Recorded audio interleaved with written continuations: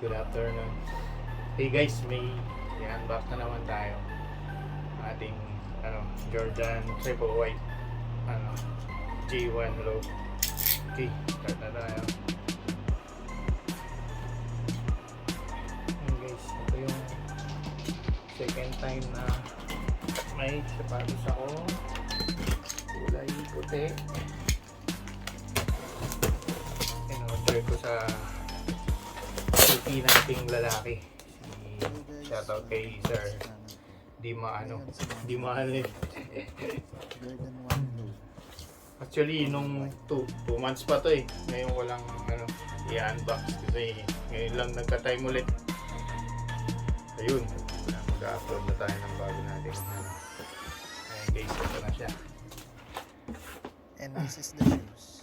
Guys, nakatape pa. Itong Jordan na to guys, Nakatape? bali matagal na sa akin. Yun nga lang hindi ko pa siya nagagamit. Naisip ko pangatlong order ko na sa kanya. By the way, nabili ko nga pala ng Jordan 1 kay Miss Johan Valdez. Shoutout sa iyo, Miss Johan. Actually guys, itong Jordan 1 matagal ng design ko.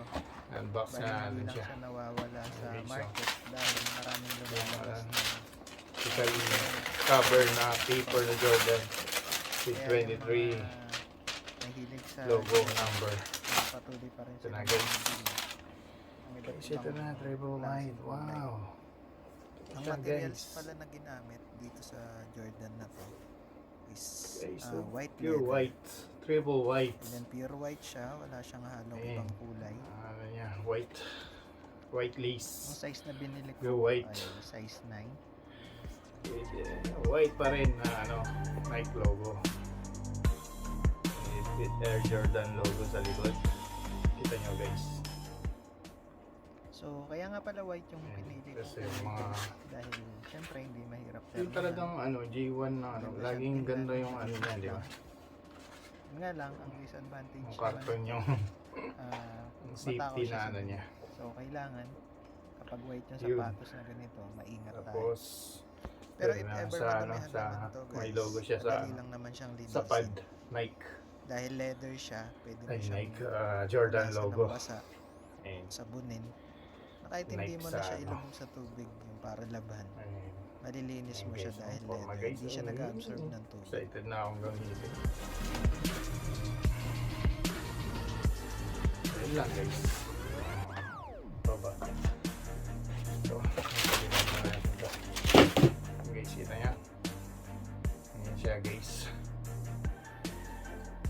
Pag nasuot na natin, doon natin pipicturean na paano ang forma niya. Ayan. So, guys, halo.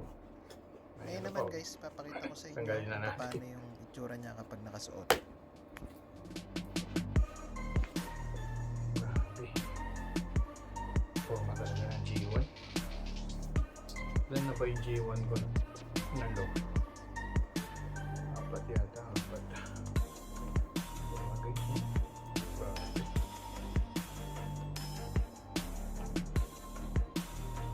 Guys. Yung logo ng Jordan. Size pala ako. Yung mga gusto mag-sponsor sa akin.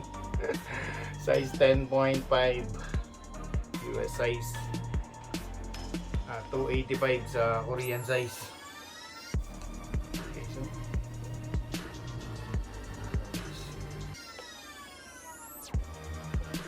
grabe, mas tight ko yata ito kasi nag-upgrade ko. Yung lang guys. Guys,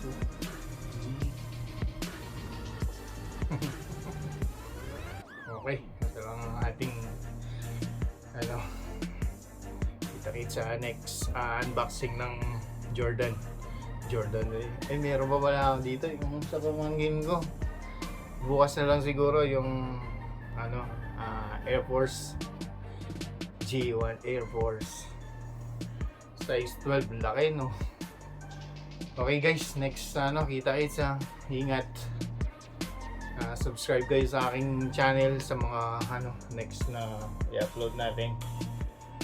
Hit na rin ng like at subscribe na rin para comment na rin kung anong gusto nyo, suggest nyo na gusto nyo i-unbox, baka mabili natin sa susunod. Sige guys, alam, bye bye.